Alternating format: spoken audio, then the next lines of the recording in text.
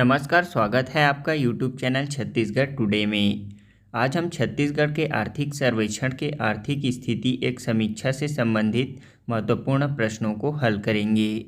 तो चलिए शुरू करते हैं।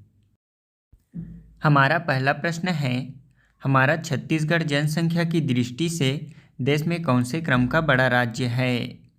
इसका आंसर है ऑप्शन बी 16वां। जनसंख्या की दृष्टि से हमारा छत्तीसगढ़ पूरे देश में 16वें क्रम का बड़ा राज्य है। 2011 की जनगणना के अनुसार छत्तीसगढ़ की कुल जनसंख्या 2.55 करोड़ है। छत्तीसगढ़ में भारत की कुल जनसंख्या का 2.11% जनसंख्या निवास करती है। भारत में जनसंख्या की दृष्टि से सबसे बड़ा राज्य उत्तर प्रदेश है। इसके बाद क्रमशः महाराष्ट्र, बिहार, पश्चिम बंगाल है, जबकि छत्तीसगढ़ 16वें स्थान पर है। हमारा अगला प्रश्न है, छत्तीसगढ़ में वर्तमान में सकल लिंगानुपात कितना है? इसका आंसर है ऑप्शन ए 991। छत्तीसगढ़ में वर्तमान में सकल लिंगानुपात 991 है। यहाँ ग्रामीण क्षेत्रों में लिंगानुपात 1001 जबकि शहरी क्षेत्रों में 956 है। राज्य में 27 जिलों के आधार पर सर्वाधिक लिंगानुपात वाला जिला कोंडागांव है।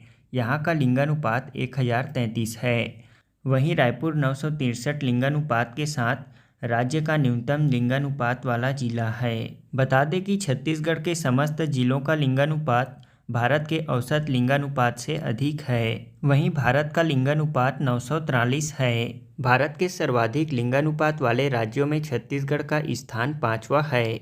इसमें केरल राज्य सर्वाधिक लिंगानुपात 1084 है, तमिलनाडु 996, आंध्र प्रदेश और तेलंगाना 993 और छत्तीसगढ़ 5वें स्थान पर 991 लिंगानुपात है। हमारा अगला प्रश्न है, छत्तीसगढ़ में वर्तमान में साक्षरता प्रतिशत कितना है? इसका आंसर है ऑप्शन सी 70.3%। छत्तीसगढ़ में वर्तमान में 2011 की जनगणना के अनुसार साक्षरता दर 70.28% है। यहाँ पुरुषों में साक्षरता दर 80.27% है, जबकि महिलाओं में 60.24%। राज्य में 27 जिलों के आधार पर 82% सर्वाधिक साक्षरता दुर्ग जिले में है। वहीं न्यूनतम साक्षरता 34% सुकमा जिले में है। भारत में साक्षरता की दृष्टि से छत्तीसगढ़ 20वें स्थान पर है। हमारा अगला प्रश्न है, छत्तीसगढ़ में शिशु मृत्यु दर वर्तमान में कितनी है? इसका आंसर है ऑप्शन बी 41। छत्तीसगढ़ में शिशु मृत्यु दर वर्तमान में 41 है। बता दें कि छत्तीसगढ़ में शिशु मृत्यु दर वर्ष 2000 में 77 प्रति हज़ार थी, जो कि घटकर 2018 की स्थिति में 41 हो गई है। इसी प्रकार जन्म दर, मृत्यु दर, मातृत्व दर में भी कमी हुई है, जो कि प्रदेश में सुधरते स्वास्थ्य व्यवस्था को दर्शाता है। बता दें कि राज्य में सतत विकास लक्ष्य में 2030 तक शिशु मृत्यु दर का लक्ष्य 15 रखा गया है। हमारा अगला प्रश्न है, छत्तीसगढ़ में मातृ मृत्यु दर वर्तमान में कितनी है? इसका आंसर है ऑप्शन सी 159। छत्तीसगढ़ में मातृ मृत्यु दर वर्तमान में 159 है, जबकि भारत की मातृ मृत्यु दर 113 है। सतत विकास लक्ष्यों में 2030 तक मातृ मृत्यु दर अनुपात को 100 से कम करने का लक्ष्य रखा गया है। हमारा अगला प्रश्न है, भारत का विकास दर स्थिर कीमतों पर 2020-21 में कितना रहने का अनुमान है? इसका आंसर है ऑप्शन डी -7.7%। भारत का विकास दर स्थिर कीमतों पर 2020-21 में -7.7% रहने का अनुमान है। वर्ष 2019 में यह 4.2% थी। वित्तीय वर्ष 2020-21 में वास्तविक जीडीपी या स्थिर कीमतों पर आधारित जीडीपी के 134.40 लाख करोड़ रुपए के स्तर को हासिल करने का अनुमान है। हमारा अगला प्रश्न है, छत्तीसगढ़ में सकल राज्य घरेलू उत्पाद में स्थिर कीमतों पर 2020-21 में क्या प्रभाव पड़ा है? इसका आंसर है ऑप्शन बी -1.77% की कमी। छत्तीसगढ़ में सकल राज्य घरेलू उत्पाद में स्थिर कीमतों पर 2020-21 में 1.77% की ऋणात्मक वृद्धि दर्ज की गई है। इसमें 2012-13 से 2020-21 तक सर्वाधिक वृद्धि 2016-17 में कृषि एवं कृषि से संबद्ध भागीदारी से दर्ज की गई है। यह वृद्धि दर 2016-17 में 12.13% रही। वहीं 9 वर्षों में कुल औसत वृद्धि दर 5.09% दर्ज की गई है। हमारा अगला प्रश्न है, छत्तीसगढ़ में सकल राज्य घरेलू उत्पाद में स्थिर कीमतों पर 2020-21 में कृषि क्षेत्र में कितने प्रतिशत की वृद्धि अनुमानित है? इसका आंसर है ऑप्शन डी 4.61%। राज्य के सकल राज्य घरेलू उत्पाद में स्थिर कीमतों पर 2020-21 में कृषि क्षेत्र में 4.61% की वृद्धि अनुमानित रही। इसमें वर्ष 2015-16 में प्रदेश के कई जनपद सूखाग्रस्त होने के कारण -0.95% की ऋणात्मक वृद्धि दर्ज की गई। इसके बाद वर्ष 17-18 में भी प्रमुख कृषि फसलों के उत्पादन में कमी के कारण -10.90% की ऋणात्मक वृद्धि दर्ज की गई। इस बीच वर्ष 2016-17 में अच्छी फसल होने के कारण कृषि क्षेत्र में 21.28% की वृद्धि दर्ज की गई। हमारा अगला प्रश्न है, छत्तीसगढ़ में सकल राज्य घरेलू उत्पाद में स्थिर कीमतों पर 2020-21 में उद्योग क्षेत्र में कितने प्रतिशत की वृद्धि अनुमानित है?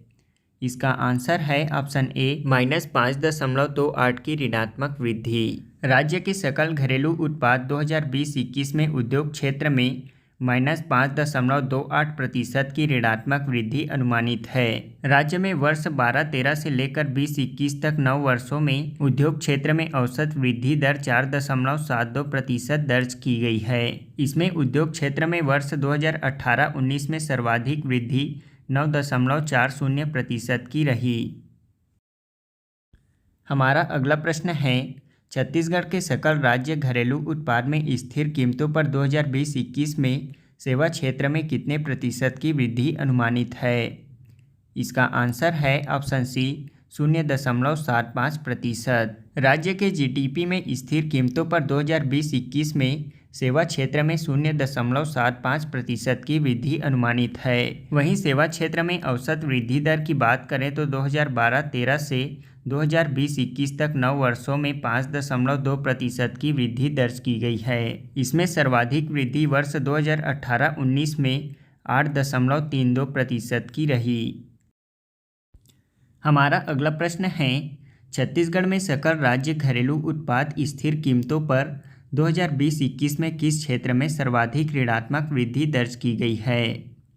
इसका आंसर है ऑप्शन बी उद्योग क्षेत्र में। छत्तीसगढ़ में सकल राज्य घरेलू उत्पाद स्थिर कीमतों में 2020-21 में उद्योग क्षेत्र में सर्वाधिक ऋणात्मक वृद्धि दर्ज की गई है। यह ऋणात्मक वृद्धि -5.28% है। यह ऋणात्मक वृद्धि कोविड-19 के वजह से उद्योग धंधों के प्रभावित होने से हुई है। इसमें वर्ष 2012-13 से 20-21 में औसत वृद्धि भी कृषि और सेवा क्षेत्र से कम हुई है।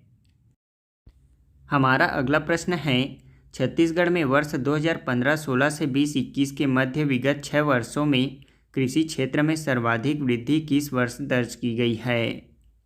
इसका आंसर है ऑप्शन सी 2016-17 में। राज्य में वर्ष 2016-17 में अच्छी फसल होने के कारण वृद्धि दर 21.28% रही, जबकि इसके पहले व बाद में 2015-16 व 17-18 में ऋणात्मक वृद्धि दर्ज की गई है। हमारा अगला प्रश्न है, छत्तीसगढ़ के सकल घरेलू उत्पाद 2020-21 में कृषि उद्योग एवं सेवा क्षेत्र में क्रमशः कितने कितने प्रतिशत की हिस्सेदारी संभावित है? इसका आंसर है ऑप्शन बी 17.64%, 46.43% और 35.94%। इसमें सर्वाधिक हिस्सा उद्योग क्षेत्र में 46.43%, सेवा क्षेत्र में 35.94% और इसके बाद कृषि क्षेत्र में 17.64% अनुमानित है। हमारा अगला प्रश्न है, सकल घरेलू उत्पाद के घटक उद्योग क्षेत्र में इनमें से कौन कौन से क्षेत्र शामिल हैं? इसका आंसर है ऑप्शन डी इनमें से सभी। सकल घरेलू उत्पाद उद्योग क्षेत्र में खनन, विनिर्माण, विद्युत, जलापूर्ति एवं निर्माण क्षेत्र को शामिल किया जाता है। हमारा अगला प्रश्न है, छत्तीसगढ़ में सुनियोजित विकास के लिए अपनाई गई औद्योगिक नीति कब से कब तक है? इसका आंसर है ऑप्शन सी 2019 से 24 तक। छत्तीसगढ़ राज्य में सुनियोजित विकास के लिए अपनाई गई औद्योगिक नीति 1 नवंबर 2019 से प्रारंभ होकर 31 अक्टूबर 2024 तक लागू रहेगी। बता दें कि छत्तीसगढ़ के मुख्यमंत्री भूपेश बघेल ने राज्य के 19वें स्थापना दिवस पर 1 नवंबर 2019 को राज्य सरकार की नई औद्योगिक नीति 2019 से 24 की घोषणा की। यह नीति 2024 तक प्रभावी रहेगी। नई औद्योगिक नीति के तहत राज्य के नक्सल प्रभावित क्षेत्रों में औद्योगिक विकास और आर्थिक गतिविधियों को बढ़ावा देने पर जोर दिया गया है। इसके अलावा छत्तीसगढ़ शासन ने नई औद्योगिक नीति के तहत औद्योगिक निवेश प्रोत्साहन को बढ़ावा देने के लिए राज्य के सभी विकास खंडों को औद्योगिक विकास एवं पिछड़ेपन की दृष्टि से क्रमशः अ, ब, स और द श्रेणियों में वर्गीकृत किया गया है। छत्तीसगढ़ सरकार ने पहली बार उद्योग नीति में सेवा क्षेत्र को शामिल किया है। इसमें कोर सेक्टर के मध्यम, वृहद, मेगा, अल्ट्रा उद्योग व 10 श्रेणी के विकास खंडों के उत्पादन प्रारंभ की तिथि से 7 वर्षों तक 100% तक विद्युत शुल्क में छूट का प्रावधान किया गया है। इसके साथ आपको यह भी बता दें कि वर्ष 2021 में कोविड के प्रभाव को देखते हुए इस औद्योगिक नीति में स्वास्थ्य और स्वास्थ्य से संबंधित उद्योगों को प्राथमिकता दी जाएगी। हमारा अगला प्रश्न है, वर्तमान में राज्य में कितने कृषि उपज मंडियां कार्यरत हैं? इसका आंसर है ऑप्शन सी 69। वर्तमान में राज्य में 69 कृषि उपज मंडियां कार्यरत हैं, जबकि 118 उप मंडियां। हमारा अगला प्रश्न है, वर्तमान में छत्तीसगढ़ विपणन संघ द्वारा प्रदेश में कार्यरत कुल कितने प्राथमिक कृषि साख समितियों के माध्यम से धान उपार्जन किया जा रहा है? इसका आंसर है ऑप्शन ए 1333 प्राथमिक कृषि साख समितियों के माध्यम से। छत्तीसगढ़ विपणन संघ द्वारा प्रदेश में कार्यरत कुल 1333 प्राथमिक कृषि साख समितियों के माध्यम से धान उपार्जन किया जा रहा है। सभी धान उपार्जन केंद्र कंप्यूटरीकृत हैं।